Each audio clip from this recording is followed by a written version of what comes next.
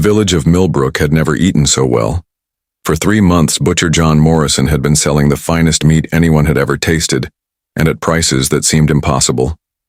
Families who once struggled to afford scraps now feasted like royalty.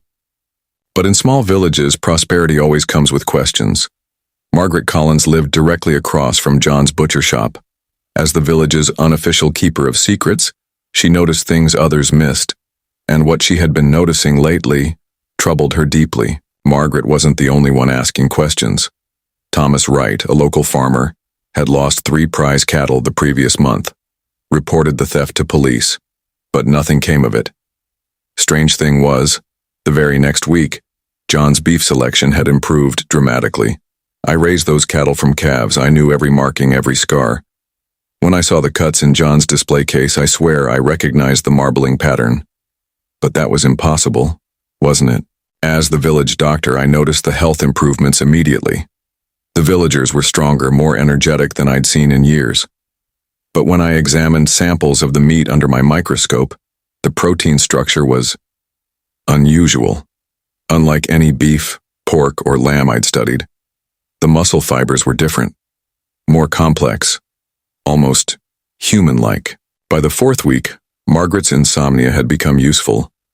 She positioned herself at her bedroom window every night, watching the butcher shop across the street. What she witnessed would haunt her forever. 3:15 a.m., like clockwork. John emerged from the back alley, dragging something heavy wrapped in canvas. The bundle was human-sized. No, not just human-sized. I caught a glimpse of blonde hair spilling from one end. Braided hair, like Sarah Mills used to wear. But Sarah's teenage son had run away to the city 2 months ago. That's what everyone said. Run away to find better opportunities. John looked up at my window that night, made direct eye contact. Then slowly, deliberately, he placed his finger to his lips and smiled. His teeth. God help me, his teeth were filed to points. The next morning, Dr. Hayes made a horrifying discovery while reviewing her notes. The timeline was perfect. Too perfect. Old Henrik disappeared in September. That's when John's lamb became exceptional. Sarah's boy vanished in October. Premium veal appeared immediately after. Thomas's cattle went missing in November, and suddenly John had the finest beef in 3 counties. But it wasn't just livestock disappearing. The village's stray dog population had thinned considerably.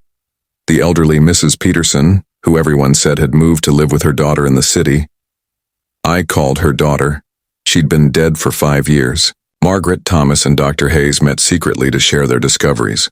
The evidence was overwhelming, but the implications were too monstrous to accept. They decided on one final surveillance mission. We positioned ourselves around the shop at midnight. What we saw through the back window will never leave my memory. John stood at his cutting table under harsh fluorescent lights. But it wasn't an animal he was butchering. The feet still wore shoes. Small shoes. Children's shoes. The hair was still in pigtails. John worked methodically, humming an old hymn as he separated the cuts.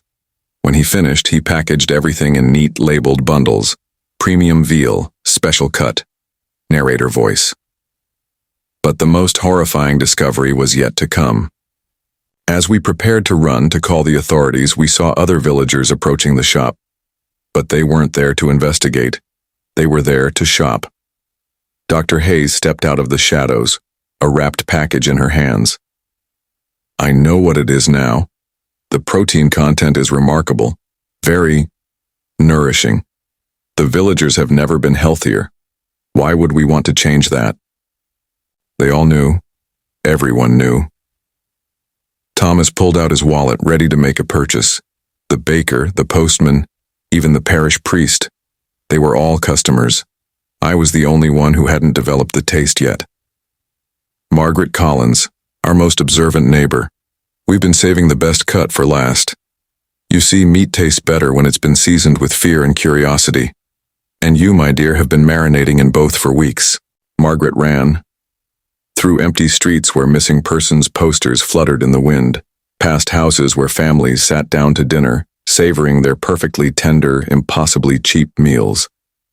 She reached the village limits and found her car. But as she drove away, she realized the truth that would follow her forever. She had eaten there too. For 3 months, she had enjoyed the finest meals of her life. Her body felt stronger, healthier than it had in years. And despite everything she had witnessed, despite the horror she had uncovered, she was still hungry. In Millbrook, the butcher shop still operates every night. The prices remain reasonable, the meat remains perfect, and no one asks questions anymore. New families move to town regularly, drawn by the promise of affordable living and strong community bonds. The missing persons reports filed with neighboring counties are dismissed as clerical errors. After all, why would anyone want to leave a place where everyone eats so well?